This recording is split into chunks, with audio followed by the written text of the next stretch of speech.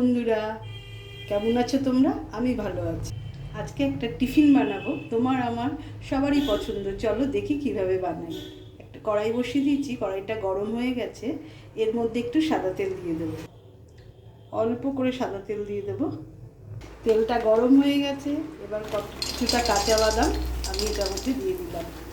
খুব হালকাভাবে এগুলো ভেজে নেব, আঁচ কমিয়ে হালকাভাবে ভেজে নেব। দেখো বন্ধুরা, ভাজা হয়ে গেছে, এগুলো তুলে নিচ্ছি। বাদামটা তুলে নিয়েছি। কড়াইতে যে অল্প তেল আছে সের মধ্যে আমি এই চিড়েগুলো দিয়ে দেবো। চিড়েগুলো ধোবো না, একদম ডাইরেক্ট দিয়ে দিয়েছি তেলের মধ্যে। আর আঁচটা কমিয়ে চিড়েটাকে হালকা করে ভাজবো। এটা মোটা চিড়েটা, এটা পাতলা চিড়েটা না। এটা খেতে কিন্তু খুব ভালো লাগে, তাই ভাবলাম এটা বানাচ্ছি তোমাদের সঙ্গে গল্প করতে করতে, তাহলে এটা তোমাদের দেখাই যে আমি আজকে কি বানাচ্ছি। আর অল্প করেই বানাচ্ছি, এটা আমি একাই খাই, বাড়ির অন্যরা পছন্দ করে না, সেই জন্য তাই ভাবলাম তোমাদের সঙ্গে একটু শেয়ার করি।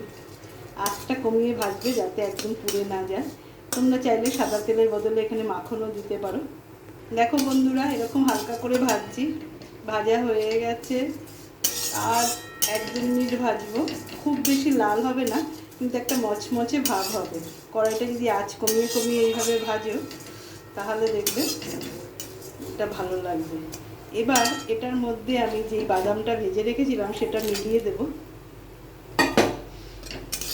দেখো কি অসাধারণ লাগছে দেখতে। এরপর এর মধ্যে একটু হালকা নুন দেব, একটু নুন দিয়ে দিচ্ছি একদম অল্প, আর 1/2 চামচ চিনি দিয়ে দিচ্ছি। তোমরা যারা চিনিটা খেতে না চাও, এখানে এর মধ্যে যে কোনো সবজি একটু ভেজে মিশিয়ে নিতে পারো। সেটা দিয়েও, বাদামের সঙ্গে চিড়ের সঙ্গে যদি একটু গাজর একটুখানি গ্রেট করে একটু ভেজে নাও মাখন দিয়ে, তারপর যদি এটা মিলিয়ে দাও সেটাও ভালো লাগবে। যাই হোক, আমাদের চিড়েটা চিনি আর নুন দিয়ে বাদামের সঙ্গে মিক্স করে ভেজে নিলাম। চিড়ে ভাজাটা হয়ে গেছে। দেখো বন্ধুরা, এটার সঙ্গে আরেকটু কিছু জিনিস দিয়ে গার্নিশ করব, তাই তোমাদের দেখালাম। চিড়ে ভাজাটা আগে নামিয়ে নিয়েছি, নামিয়ে আমি এরকম একটা প্লেটের মধ্যে নিয়ে নিচ্ছি। দেখো, এর ওপর দিয়ে আমি একটুখানি বাদাম আর কিশমিশ ছড়িয়ে দিচ্ছি। যেহেতু আমি এটার এখানে অল্প চিনি দিয়েছিলাম, তাই চিড়ে ভাজাটা আমি এইভাবে করলাম। আর তোমরা যদি আলু বা তার সঙ্গে একটু গাজর সবজি দিয়ে করো, তাহলে এর সঙ্গে একটু ধনেপাতা, কারি পাতা এই সমস্ত মিক্স করতে পারো। এটা কিন্তু খেতে খুব সুস্বাদু হবে। কেমন হয়েছে বন্ধুরা বলো।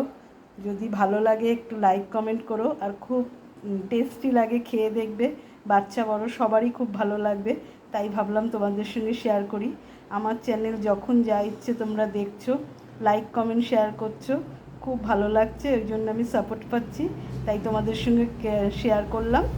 ভালো লাগলে কিন্তু লাইক কমেন্ট করো। সবাই ভালো থেকো, সুস্থ থেকো।